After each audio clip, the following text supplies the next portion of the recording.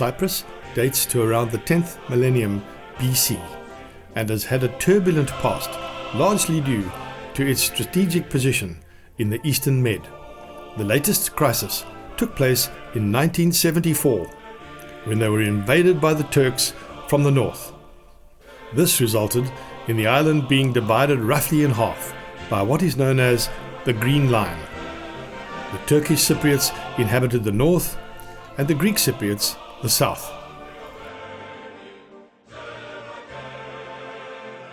These events and the resulting political situation are matters of a continuing dispute.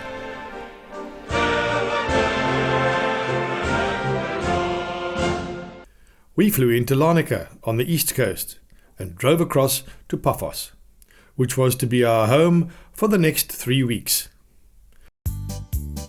We had a great view from our veranda, so decided to braai and partake in a little bacchus.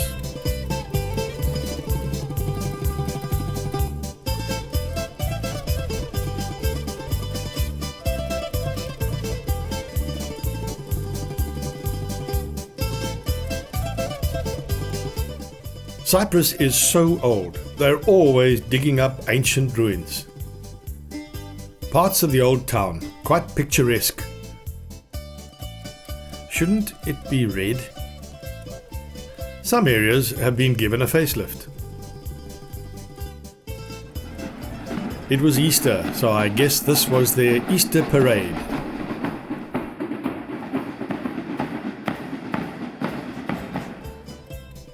Old mosques and churches everywhere. The town flea market was open that morning.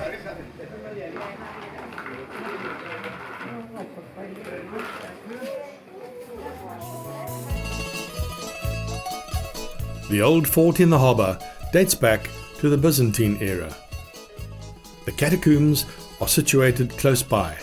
Azir Solomon was one of the first to reject idolatry and embrace Christianity on the island. The story goes that she took refuge in the caves to escape persecution from the Romans, but they walled up the entrance, condemning her to a slow and cruel death. However, when the cave was opened 200 years later, the saint walked out alive. Also in the area are the tombs of the kings. These underground tombs, many of which date back to the 4th century BC, are carved out of solid rock and are thought to have been the burial sites of aristocrats and high officials up to the 3rd century AD.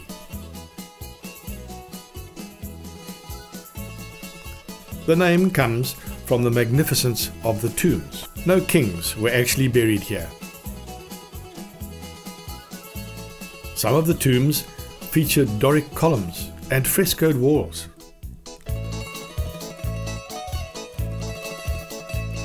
In some areas, one can see the remains of magnificent mosaics.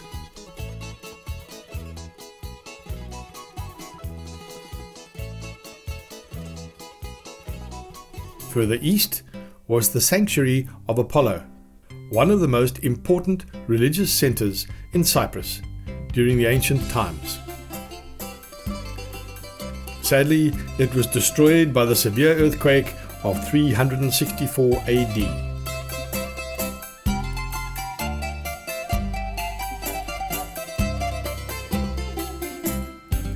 Someone mentioned we should try out the 7 St. George's Tavern for a good meze. We were not disappointed.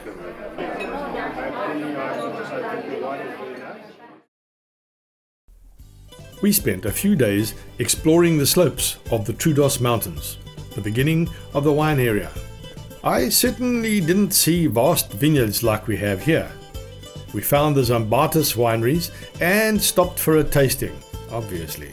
Prices ranged from about 120 Rand to 270 Rand a bottle. This is Xenisteri, 2016. I don't know how much red wine you drink, but this one is going to be dry. What's it called? It's going Maratheftico. This little place was so cute, with narrow streets and broken, dilapidated buildings.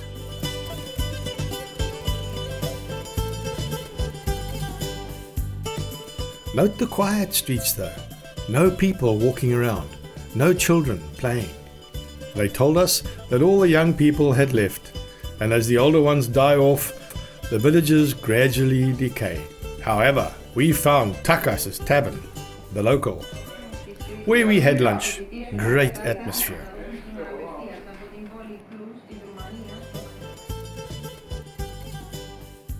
On through the countryside, more vineyards, and we came across the medieval castle of Colossi.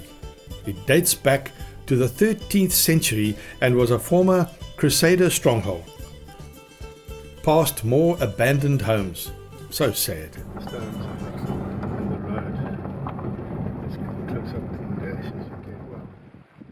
In the middle of nowhere, we came across this donkey farm.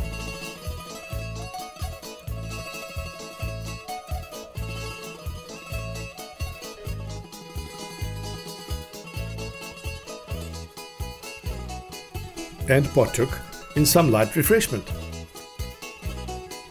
before driving on to find the monastery of Panagia.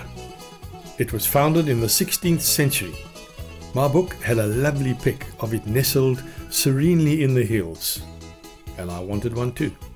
On now through some beautiful country to another wonderful landmark, one of the hidden Venetian bridges. Testimony to the Venetian rule in the early 16th century. It's tucked away in a quiet valley and forms part of an old camel trail. In the heat of the day, there's a coolness here from the gently burbling stream it crosses. A magical place indeed. We're doing the north and west side of the island today and pass through Pagea, where Estelle and Brian have a beautiful home. Lee saw a loquat tree down a cute little side street, so we stopped to acquire some. Across the road, I saw this old lady feeding her fire. It was such a genuinely local scene that I grabbed my camera and invaded her space. She was so friendly, showed us how she made sesame rolls, and chatted away in her little kitchen. I have many English friends.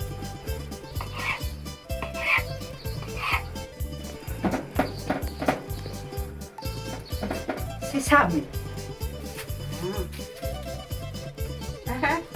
Yes, I like. I've no idea how old she was, but life couldn't have been too easy for her. Little small. Now we speak.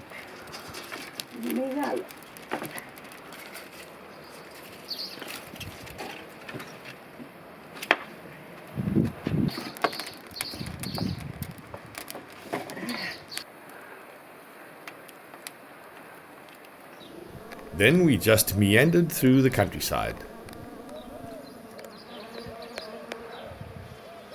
The walls of this church were mixed with milk.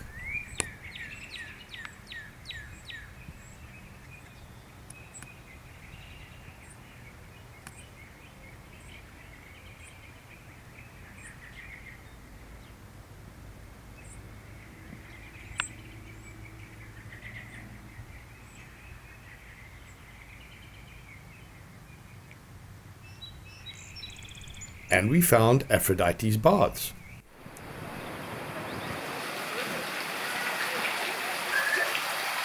And Lee bought strawberries for supper. Sadly, no Cointreau.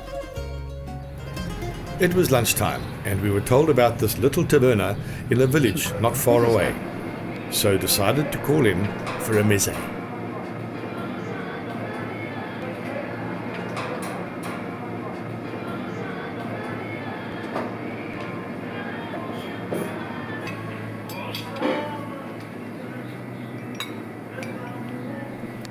At Polis, still on the north coast, we stopped for a beer in the harbour.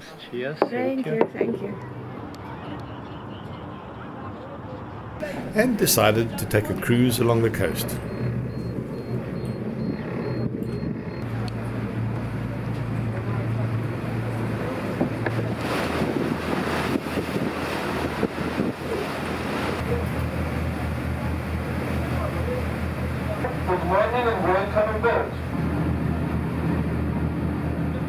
The water was absolutely stunning. I didn't enhance the color of these shots at all.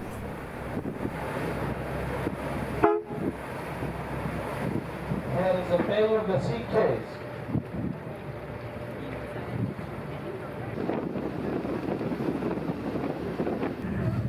We stopped at what looked like a favorite spot for swimming and had a dip in the unbelievable water.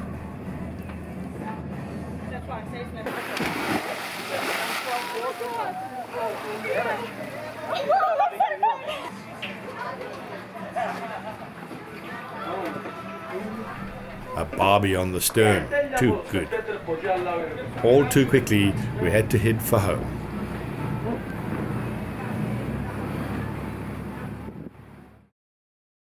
One Friday evening, we spent a memorable few hours at Savas Grill.